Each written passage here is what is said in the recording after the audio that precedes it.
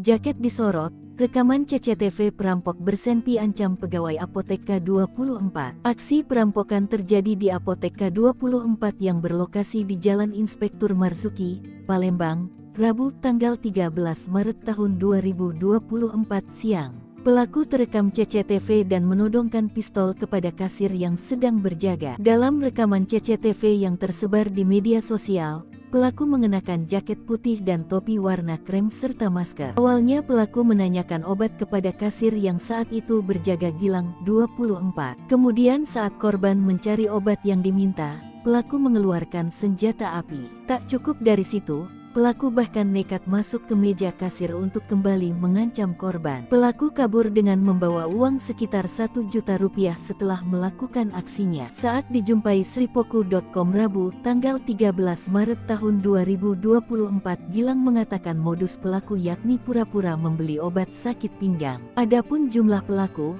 ditengarai hanya 1 orang. Di sela-sela Gilang mencari obat yang dimaksud, pelaku mengeluarkan senjata api yang terlihat berwarna silver. Pelaku juga melontarkan kalimat untuk mengancam korban supaya mau menyerahkan uang. Pelaku juga mengancam Gilang untuk tidak menyalakan alarm sembari mengarahkan senpi ke perut Gilang. Gilang yang dalam posisi ketakutan karena pelaku tepat berada di sampingnya, menyerahkan uang dari mesin kasir kurang lebih senilai 1 juta rupiah. Kini ia hendak membuat laporan di Polsek Ilir Barat.